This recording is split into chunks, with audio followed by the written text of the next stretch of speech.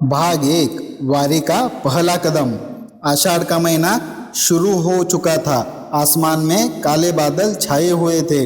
ठंडी हवाएं बह रही थी और बारिश की पहली बूंदों ने धरती को महका दिया था। महाराष्ट्र के एक छोटे से गांव में हर सुबह मंदिर से विट्ठल विट्ठल का मधुर नाम स्मरण सुनाई देता था। उसी गांव में रहने वाला माधव पिछले कई महीनों से परेशान था। नौकरी में मन नहीं लगता था, घर की जिम्मेदारियां बढ़ी जा रही थी और जीवन उसे बोझ लगने लगा था।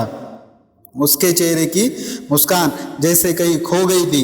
एक सुबह उसकी दादी ने उससे पूछा, माधव, इस साल मेरे साथ पंढरपुर की वारी चलेगा? माधव मुस्कुराया और बोला, दादी, इतनी दूर पैदल चलना मेरे बस की बात नहीं है, और वहां जाकर मिलेगा भी क्या? दादी ने शांत स्वर में कहा, बेटा, पंढरपुर तक केवल पैर नहीं चलते, वहां तक मन चलता है, और विट्ठल के दर्शन से पहले इंसान खुद से मिलता है। ये शब्द मानव के मन में बस गए।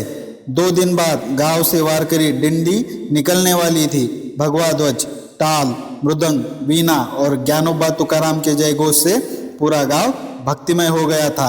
आखिरकार माधव ने निर्णय लिया, दादी, मैं भी आपके साथ चलूंगा। दादी की आंखों में खुशी के आंसू आ गए। सुबह सूरज निकलने से पहले ही डिंडी आगे बढ़ने लगी। हजारों वारकरी एक ही दिशा में चल रहे थे। किसी के हाथ में टाल थी, किसी के कंधे पर भगवा झंडा, तो किसी के होठों पर अभंग। चारों ओर एक ही स्वर गूंज रहा था, विट्ठल विट्ठल, जय हरि विट्ठल। शुरुआत में माधव केवल चल रहा था, लेकिन धीरे धीरे उसने महसूस किया कि इतने लंबे सफर के बावजूद किसी के चेहरे पर थकान नहीं थी। सबके चेहरे पर केवल आनंद था। रास्ते में एक बुजुर्ग वारकरी ने मुस्कुराकर पूछा, पहली बारी है? हाँ, तो याद रखना, पंढरपुर का रास्ता पैरों से नहीं, प्रेम से तय होता है। उस दिन शाम को सभी वारकरी एक विद्यालय में रुके। रात को भजन और कीर्तन शुरू हुआ। एक छोटी सी बच्ची इतनी श्रद्धा से विट्ठल का भजन गा रही थी कि पूरा वातावरण भक्ति रस में डूब गया। माधव चुपचाप बैठा सुनता रहा। उसके मन का भारीपन जैसे धीरे धीरे हल्का होने लगा। अगली सुबह तेज बारिश शुरू हो गई। रास्ता कीचड़ से भर गया। कई लोग फिसल गए। किसी के पैर में चोट लगी, किसी की चप्पल टूट गई, लेकिन किसी ने शिकायत नहीं की। सब एक दूसरे का हाथ पकड़कर आगे बढ़ते रहे। माधव ने आश्चर्य से पूछा, इतनी कठिनाई के बाद भी आप लोग मुस्कुरा कैसे रहे हैं? एक वारकरी हंसकर बोला, क्योंकि हम रास्ते की तकलीफ नहीं देखते, हर कदम पर विट्ठल को देखते हैं। यह सुनकर माधव कुछ देर तक मौन रहा। उसे पहली बार महसूस हुआ कि शायद जीवन की सबसे बड़ी खुशी धन या सफलता में नहीं, बल्कि विश्वास और प्रेम में छिपी होती है। रात फिर आई। आसमान में बिजली चमक रही थी। दूर कहीं ताल और मृदंग की ध्वनि अब भी सुनाई दे रही थी। माधव लेटा हुआ था, लेकिन उसे नींद नहीं आ रही थी। दादी की बात उसके कानों में गूंज रही थी, पंढरपुर पहुंचने से पहले इंसान खुद से मिलता है। उसने पहली बार सच्चे मन से आंखें बंद की और प्रार्थना की, हे विट्ठल, यदि तुम सचमुच हो तो मुझे भी अपने दर्शन के योग्य बना दो। उसे नहीं पता था कि यह प्रार्थना उसके पूरे जीवन की दिशा बदलने वाली है। भाग 2, पंढरपुर की राह और भक्ति का चमत्कार। अगली सुबह भोर होते ही डिंडी फिर से आगे बढ़ने लगी। रात भर हुई बारिश के कारण रास्ता पूरी तरह कीचड़ से भर चुका था, फिर भी किसी के कदम नहीं रुके। हजारों वारकरी एक स्वर में गा रहे थे, ज्ञानोबा तुकाराम, विट्ठल विट्ठल, जय हरि विट्ठल। अब माधव भी उसी उत्साह से नाम स्मरण कर रहा था। उसके हाथों में टाल थी और चेहरे पर पहली बार सच्ची मुस्कान दिखाई दे रही थी। चलते चलते एक वृद्ध वारकरी अचानक फिसलकर गिर पड़े। उनके पैर में चोट लग गई। देखते ही देखते कई लोग उनकी सहायता के लिए दौड़ पड़े। किसी ने उन्हें उठाया, किसी ने पानी पिलाया, तो किसी ने उनके घाव पर दवा लगाई। माधव ने आश्चर्य से पूछा, आप लोग इन्हें जानते भी नहीं, फिर इतनी सेवा क्यों कर रहे हैं? एक वारकरी मुस्कुराया और बोला, वारी में कोई पराया नहीं होता, हर व्यक्ति में विट्ठल बसते हैं। यह सुनकर माधव कुछ पल तक शांत रहा। उसके भीतर जैसे कोई नया विचार जन्म ले रहा था। दोपहर तक दिंडी एक छोटे से गांव में पहुंची। गांव वालों ने सभी वारकरियों के लिए भोजन और पानी की व्यवस्था की थी। कोई खिचड़ी बांट रहा था, कोई छाछ पिला रहा था, तो कोई भीगे हुए यात्रियों के लिए सूखे कपड़े ला रहा था। वहाँ किसी की जाति नहीं पूछी गई, किसी का धर्म नहीं पूछा गया और न ही कोई अमीर गरीब का भेद था। दादी ने धीरे से कहा, यही वारी की सबसे बड़ी शिक्षा है। यह सब एक है क्योंकि सबके भीतर विट्ठल है। उस रात कीर्तन का आयोजन हुआ। कीर्तनकार ने संत तुकाराम महाराज के अभंगों का अर्थ समझाया। उन्होंने बताया कि सच्ची भक्ति केवल मंदिर में दीप जलाने का नाम नहीं, बल्कि दूसरों के दुखों को अपना दुख समझने का नाम है। माधव पूरे मन से सुनता रहा। उसे लगा जैसे हर शब्द सीधे उसके हृदय में उतर रहा हो। अगले दिन यात्रा फिर शुरू हुई। अब पंढरपुर अधिक दूर नहीं था। रास्ते में हर गांव से लोग फूल बरसाकर वारकरियों का स्वागत कर रहे थे। बच्चे हाथ जोड़कर खड़े थे। बुजुर्ग वारकरियों के चरण स्पर्श कर आशीर्वाद ले रहे थे। माधव को यह देखकर लगा कि यह केवल यात्रा नहीं, बल्कि श्रद्धा का एक विशाल उत्सव है। दोपहर के समय दूर से चंद्रभागा नदी दिखाई देने लगी। किसी ने खुशी से आवाज लगाई, पंडरी आ गई, पंडरी आ गई। पूरा वातावरण जयघोष से गूंज उठा। कई वारकरियों की आंखों से आंसू बहने लगे। माधव की आंखों में भी नम हो गई। सभी श्रद्धालु चंद्रभागा नदी के तट पर पहुंचे।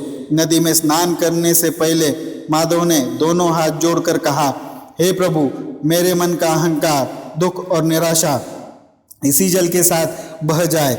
उसने स्नान किया।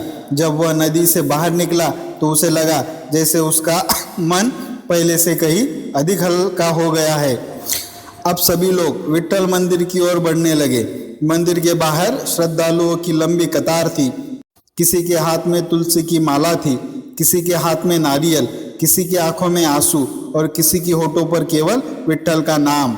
घंटों प्रतीक्षा बाद माधव मंदिर के गर्भगृह तक पहुंचा। उसने सामने देखा ईंट पर खड़े सांवले विट्ठल, कमर पर दोनों हाथ, गले में तुलसी की माला, चेहरे पर अनंत करुणा। माधव की आंखों से आंसू बह निकले। वह धीरे से आगे बढ़ा और विट्ठल के चरणों में अपना माथा रख दिया। उसके मन में कोई इच्छा नहीं थी, न धन की मांग, न सफलता की, न किसी चमत्कार की। उसने केवल इतना कहा, प्रभु, मुझे ऐसा बना दीजिए कि मैं हर इंसान में आपका दर्शन कर सकूं। मुझे सेवा, प्रेम और भक्ति का मार्ग कभी ना छोड़ने की शक्ति दीजिए। उस क्षण उसे ऐसा लगा जैसे वर्षों से मन पर रखा हुआ बोझ अचानक उतर गया हो। जब वह मंदिर से बाहर आया तो उसके चेहरे पर अद्भुत शांति थी। दादी मुस्कुरा कर बोली, माधव, विट्ठल मिले? माधव ने नम आंखों से उत्तर दिया, हाँ दादी, आज मुझे विट्ठल भी मिले और मैं खुद भी मिल गया। भाग 3, विट्ठल से मिलकर बदल गया जीवन। विट्ठल के दर्शन के बाद माधव कुछ देर तक मंदिर के प्रांगण में खड़ा रहा। उसकी आंखों से आंसू बह रहे थे, लेकिन वे दुख के आंसू नहीं थे, वे आत्मिक शांति और आनंद के आंसू थे। उसे ऐसा लग रहा था जैसे उसके जीवन का कोई अधूरा हिस्सा आज पूरा हो गया हो। दादी उसके पास आई और मुस्कुराकर बोली, बेटा, अब कैसा लग रहा है? माधव ने मंदिर के शिखर की ओर देखते हुए कहा, दादी, मैं यहाँ अपनी परेशानियाँ लेकर आया था, लेकिन अब समझ आया कि विट्ठल परेशानियाँ नहीं हटाते, उन्हें सहने की शक्ति देते हैं। दादी ने उसके सिर पर हाथ रखा और बोली, यही तो वारी का सच्चा प्रसाद है। उस शाम चंद्रभागा नदी के तट पर भजन कीर्तन का आयोजन हुआ। हजारों दीपकों की रोशनी नदी के जल में झिलमिला रही थी। ताल, मृदंग और वीणा की मधुर ध्वनि पूरे वातावरण को भक्तिमय बना रही थी। एक वृद्ध संत ने अभंग गाया, देह रहे या न रहे, मन सदा पांडुरंग में लगा रहे। उस अभंग का प्रत्येक शब्द माधव के हृदय में उतर गया। अगले दिन सभी वारकरी अपने अपने गांव लौटने लगे, लेकिन लौटने वाला माधव अब पहले वाला माधव नहीं था। उसके कदमों में उत्साह था, चेहरे पर संतोष था और हृदय में केवल एक ही नाम था, विट्ठल विट्ठल, जय हरि विट्ठल। रास्ते भर वह वृद्ध यात्रियों की सहायता करता, बच्चों को पानी पिलाता और थके हुए वारकरियों का सामान उठाने में मदद करता रहा। दादी यह सब देखकर मन ही मन प्रसन्न हो रही थी। घर लौटने के बाद परिवार ने पूछा, कैसी रही पंढरपुर की यात्रा? माधव मुस्कुरा कर बोला, यह यात्रा पैरों से नहीं दिल से पूरी होती है। जिसने वारी का अनुभव किया उसने जीवन का सबसे बड़ा पाठ सीख लिया। उस दिन के बाद माधव का जीवन बदलने लगा। वह प्रतिदिन सुबह जल्दी उठकर विट्ठल का नाम जपने लगा। मंदिर जाने के साथ साथ उसने यह भी तय किया कि वह हर ज़रूरतमंद की सहायता करेगा। वह अपने माता पिता का अधिक सम्मान करने लगा। क्रोध की जगह धैर्य ने ले ली, स्वार्थ की जगह सेवा ने और निराशा की जगह विश्वास ने। धीरे धीरे गांव के लोग भी उसके व्यवहार में आए, इस परिवर्तन को महसूस करने लगे। एक दिन गांव के एक युवक ने उससे पूछा, माधव आखिर वारी में ऐसा क्या मिला कि तुम पूरी तरह बदल गए? माधव मुस्कुराया और बोला, मुझे विट्ठल का दर्शन मिला, लेकिन उससे भी बड़ा उपहार मिला, अपने भीतर छिपे हुए इंसान का दर्शन। समय बीतता गया, फिर से आषाढ़ का महीना आया। गांव में फिर से वारी की तैयारी शुरू हुई। भगवा ध्वज सजाए गए, ताल और मृदंग की ध्वनि गूंजने लगी। दादी इस बार कुछ कहती उससे पहले ही माधव उनके पास आया और बोला, दादी इस बार हम अकेले नहीं जाएंगे, गांव के जितने लोग पहली बार वारी करना चाहते हैं उन्हें भी साथ लेकर चलेंगे। दादी की आंखों में गर्व के आंसू आ गए। उन्होंने कहा, अब तुम केवल वारकरी नहीं रहे, तुम विट्ठल के सच्चे भक्त बन गए हो। कुछ ही दिनों बाद दिन फिर से पंढरपुर की ओर चल पड़ी। माधव सबसे आगे भगवा ध्वज लेकर चल रहा था। उसके पीछे सैकड़ों श्रद्धालु नाम स्मरण करते हुए आगे बढ़ रहे थे। चारों ओर एक ही स्वर गूंज रहा था, ज्ञानोबा तुकाराम, विट्ठल विट्ठल, जय हरि विट्ठल। माधव के चेहरे पर अपार आनंद था। अब उसे समझ आ चुका था कि पंढरपुर केवल एक तीर्थ नहीं बल्कि प्रेम, समानता और भक्ति की धरती है। वारी केवल पैदल यात्रा नहीं बल्कि आत्मा को शुद्ध करने का मार्ग है। आषाढ़ी एकादशी केवल एक पर्व नहीं बल्कि सेवा, श्रद्धा, समर्पण और मानवता का उत्सव है। और सबसे बड़ी बात, विट्ठल केवल मंदिर की ईंट पर खड़े भगवान नहीं है, वे हर उस हृदय में निवास करते हैं जहाँ प्रेम है, हर उस हाथ में जहाँ सेवा है, हर उस वाणी में जहाँ नाम स्मरण है और हर उस इंसान में जो दूसरों के दुखों को अपना दुख समझता है। उस दिन माधव ने मन ही मन प्रण किया, जब तक जीवन है हर आषाढ़ी एकादशी पर पंढरपुर की वारी करूंगा और जहाँ तक संभव होगा लोगों में प्रेम, सेवा और विट्ठल भक्ति का संदेश फैलाऊंगा। उसकी आंखें फिर एक बार विट्ठल की मूर्ति की ओर उठी। उसे ऐसा लगा मानो विट्ठल मुस्कुरा रहे हो और उस मुस्कान में जैसे पूरा जीवन समा गया हो। विट्ठल विट्ठल, जय हरि विट्ठल, ज्ञानोबा माऊली तुकाराम। कहानी की सीख क्या है? सच्ची भक्ति केवल पूजा पाठ तक सीमित नहीं होती।